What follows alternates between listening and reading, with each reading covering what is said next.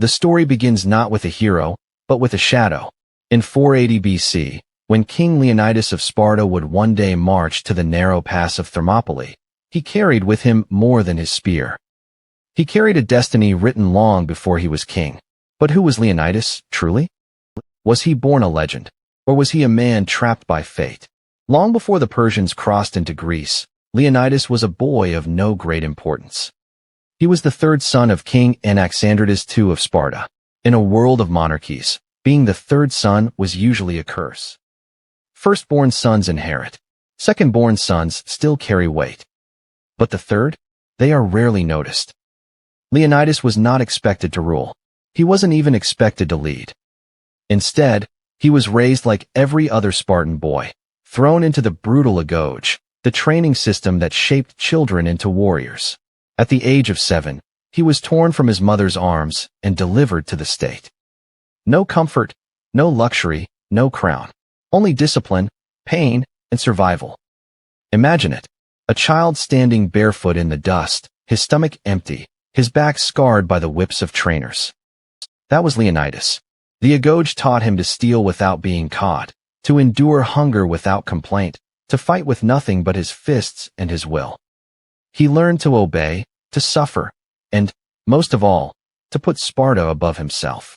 Unlike many royal children of other lands, Leonidas grew not in silk, but in sweat and blood. This shaped him. While his brothers lived with more expectation, Leonidas became hard, resilient, and quietly capable. But Sparta was not just a city. It was a machine of war. Every boy was stripped of individuality. Every man was shaped into a soldier. And yet, within this iron system, Leonidas carried a secret strength. He had nothing to lose. Then, fate turned. His eldest brother, Cleomenes, became king.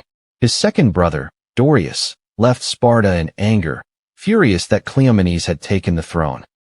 Dorius wandered, fought in distant lands, and died abroad.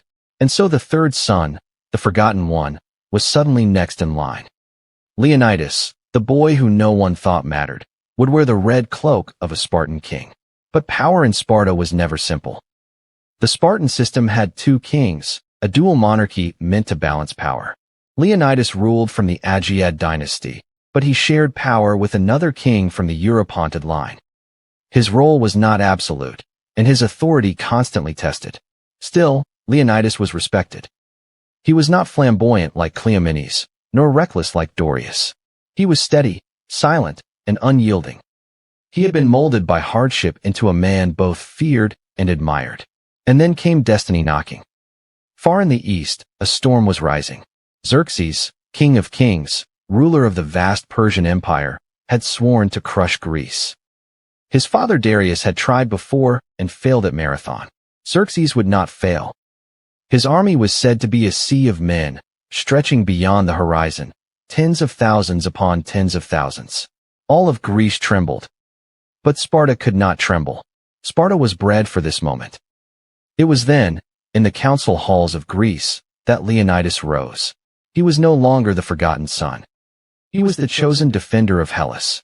Yet even in Sparta, fate bound his hands. The timing of the invasion clashed with the sacred Carnea festival, a religious observance that forbade full military campaigns. Sparta could not send its entire army. Leonidas knew what that meant. If Greece were to be saved, it would not be by numbers. It would be by sacrifice. And so he made his choice. He would march, not with the whole might of Sparta, but with only 300 men, each chosen not at random, but by design. Every warrior was a father of sons. Why? Because Leonidas knew they were going to die. He wanted men who would leave a bloodline behind. This was no campaign. It was a death march. When Leonidas told his wife, Queen Gorgo, of his decision, she did not weep. She did not beg. Spartan women were as hardened as their men. She only asked, "What should I do if you never return?" And Leonidas, with quiet steel, replied, "Marry a good man, and bear good children." He knew then, as he kissed his wife and looked upon his son, that he would never see them again. His life, his family, his future, he gave it all to the altar of Sparta. And so, in the year 480 BC, Leonidas led his 300 Spartans north to a narrow pass between mountain and sea. A place called Thermopylae, the Hot Gates. He knew what awaited him there, the endless tide of Xerxes' army. He knew what the outcome would be, death. But Leonidas also knew something greater. If he could stand, if he could resist, if he could bleed Persia on those rocky cliffs, then all of Greece might rally. His death could buy their survival. And with that, the forgotten son of Sparta became its greatest king. The march to Thermopylae had begun. The road to Thermopylae was long and harsh. Leonidas and his 300 Spartans did not march alone. Alongside them came allies, Thespians, Thebans, and other Greek soldiers, drawn by the call to defend their homeland. In total, perhaps 7,000 men stood with Leonidas when he first arrived at the pass. But 7,000 against the might of Persia? It was nothing. The army of Xerxes was a monster, a living tide of soldiers, horses, and war machines. Ancient sources boasted numbers of 1,000,000 men, though modern historians say perhaps 200,000 to 250,000. Whatever the truth, it was vast, so vast that it drank rivers dry as it marched.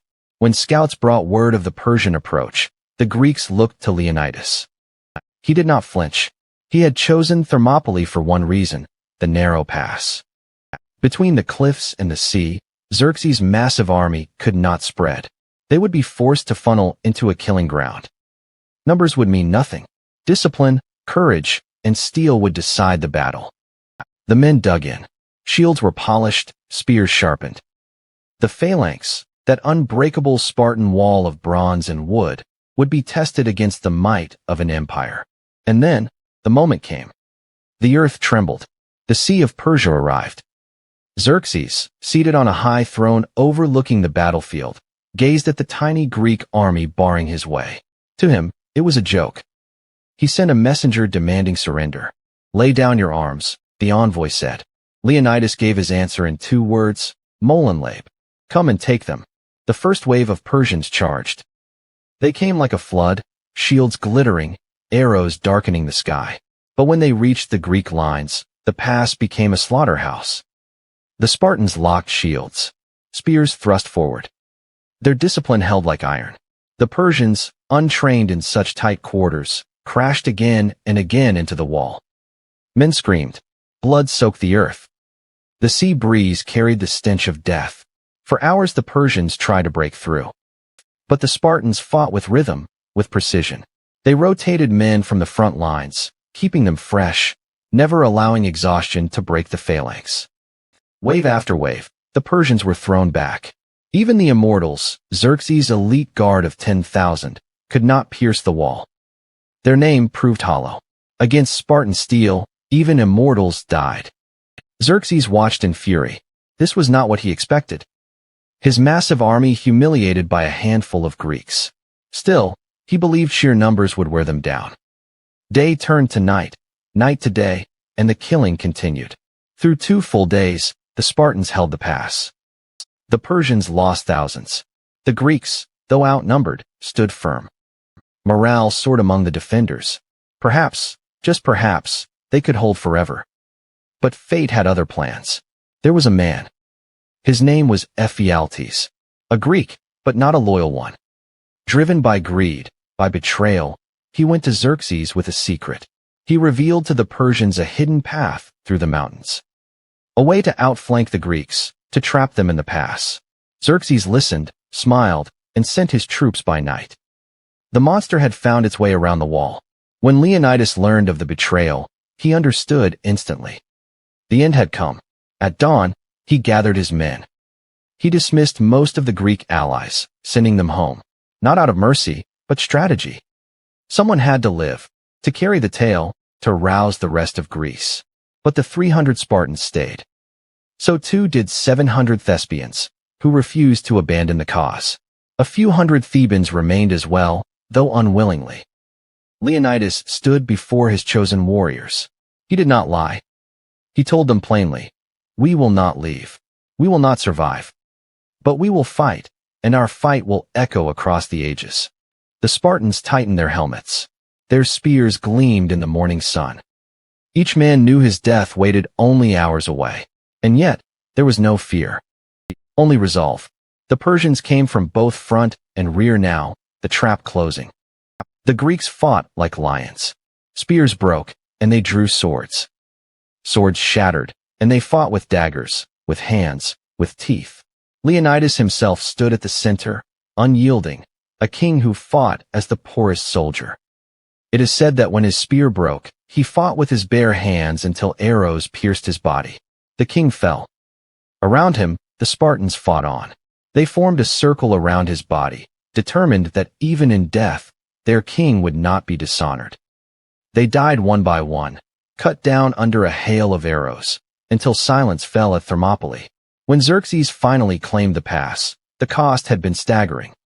His army had bled for 3 days against a few thousand men, and though Leonidas was dead, his stand became a legend. The sacrifice at Thermopylae gave Greece time. Time for Athens to rally its navy. Time for the city-states to unite. Time to strike back. Leonidas had known he could not win, but in death, he had achieved more than victory. He had ignited the spirit of Greece. And so the question lingered, was Leonidas a hero, or a doomed king who marched knowingly into death? The truth may be both. He chose doom, but his doom saved Greece. His courage turned a defeat into a rallying cry. His death became immortality.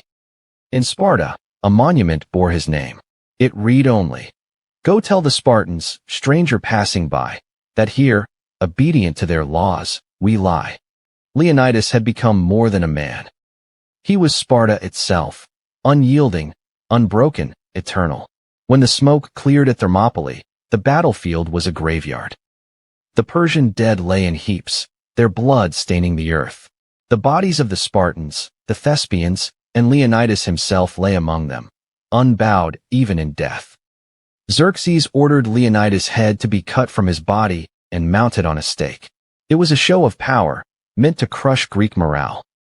But instead, it did the opposite. Across Greece, the story of Leonidas and his 300 Spartans spread like fire. Their sacrifice became a weapon far stronger than any spear. While Thermopylae fell, the city of Athens prepared for its fate. Its people fled, abandoning their homes. The Persians marched south, burning the city to ashes. But this was part of the plan. Athens had gambled everything on its navy, on the ships waiting at Salamis. When news of Leonidas' stand reached them, it stiffened their resolve. The Spartans had shown that Persia could bleed. Now it was Athens' turn. At Salamis, the Greek navy trapped and destroyed Xerxes' fleet in the narrow straits, just as Leonidas had trapped his army at Thermopylae. Without his navy, Xerxes could not supply his massive force. He withdrew, leaving only a portion of his army behind. 1 year later, at Plataea, the Greeks crushed what remained. The invasion was over. Greece was free, and behind every victory, behind every triumph, stood the memory of Leonidas. In Sparta, the death of Leonidas was not mourned as tragedy, but celebrated as duty fulfilled. For Spartans, death in battle was the highest honor. Mothers did not weep when told their sons had fallen. Instead, they said, he was worthy. He fought like a Spartan. Leonidas was given the greatest honor of all. Years after the war, his remains were returned to Sparta. A tomb was built for him. And every year, for centuries, the Spartans held games and ceremonies in his memory. He was no longer just a king. He was a symbol of sacrifice, of discipline, of a people who valued freedom above life itself. But the debate never ended. Historians, philosophers, and storytellers ask even today, was Leonidas reckless? Did he waste his men in a hopeless fight? Some argue he doomed Greece by leaving so few Spartans behind. Others say his sacrifice was genius, an act of psychological warfare. For by dying, he gave Greece a story more powerful than any army. The truth may be both. Leonidas was a soldier, but also a statesman. He knew Greece was divided, quarreling, unprepared. A simple victory at Thermopylae would not unite them. But a glorious death, a death that thundered across the land, this could awaken Greece. And it did. Centuries passed, but Leonidas' name never faded. His story was told in markets, in temples, in homes. Roman generals admired him. Renaissance thinkers painted him as the perfect ruler. Modern nations see in him the spirit of resistance against overwhelming odds. Even today, when we speak of courage, of standing firm against the impossible, we speak of Thermopylae. We speak of Leonidas. The pass where he fell is still there, the cliffs rising, the sea whispering against the rocks. A monument now stands, a bronze statue of Leonidas, spear in hand, unbroken. Below it are carved the words, Molenleb, come and take them, the defiance of a man who knew he would die, but refused to kneel. So was Leonidas a hero, or simply a doomed king? Perhaps he was both. A man who embraced doom so that others might find hope. A king who traded his life for the survival of his people. History remembers many conquerors, tyrants, and kings. But Leonidas stands apart. Not for what he gained, but for what he gave. And that is why, even now, 2,500 years later, we still whisper his name with awe. Leonidas. The king who chose to die, so Greece could live.